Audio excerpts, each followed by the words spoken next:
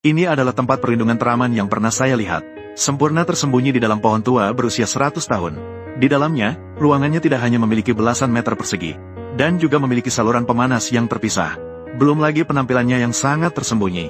Tidak perlu khawatir tentang serangan binatang buas. Suatu hari, ketika Azang keluar untuk berjalan-jalan, dia secara tidak sengaja menemukan pohon tua berusia 1000 tahun yang terjatuh. Melihat luas bagian dalamnya, tidak bisa dibilang kecil.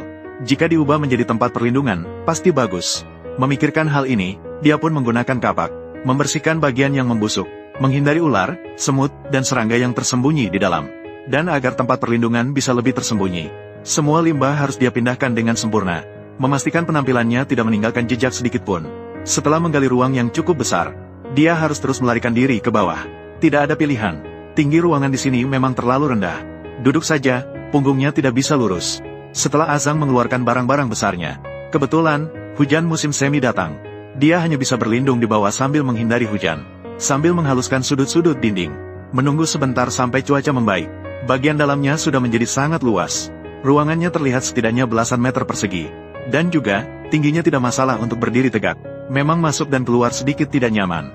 Untuk itu, dia juga pergi mengumpulkan kayu di dekatnya. Dia membuat tangga sesuai dengan ketinggian. Sekarang masuk dan keluar tidak perlu melompat-lompat. Azang yang puas.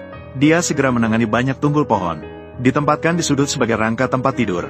Di sisi berlawanan tempat tidur, dia juga memasang 2 penyangga. Hanya perlu meletakkan kayu. Masalah makan juga langsung teratasi. Langkah selanjutnya adalah menggali perapian dengan baik. Dia pertama-tama menggali alur yang sesuai di dinding. Kemudian dia pergi ke sisi luar atap. Dia membuat saluran asap dengan lancar. Ini tidak ada yang salah sama sekali. Melihat strukturnya, sudah jelas bahwa efek pembuangan asap akan sangat baik. Karena bagian atasnya berlubang, Azang segera membuat lubang di sisi, dan juga membuat lubang asap di atas kepala. Dengan cara ini, setelah menyambungkan tunggul pohon untuk membuat cerobong asap, asap yang dihasilkan saat menyalakan api, akan bisa mengelilingi kepala untuk membuat sistem pemanas. Dan untuk mencegah terbakar, tentu saja tidak bisa lepas dari tanah liat yang kedap. Dia tidak melewatkan semua tempat yang bersentuhan dengan asap. Setelah selesai, Azang baru memotong kayu untuk percobaan. Mencoba menyalakan api di dalam untuk melihat efeknya. Kemampuan pembuangan asap ini pasti mendapat nilai sempurna. Dan asapnya sangat banyak.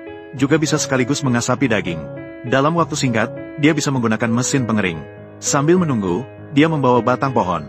Ditempatkan di bagian bawah sebagai bahan penyegel.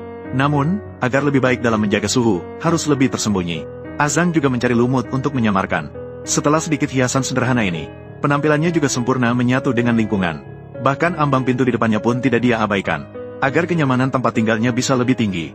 Saat ini, tempat perlindungan ini hanya kurang pintu besar. Azang juga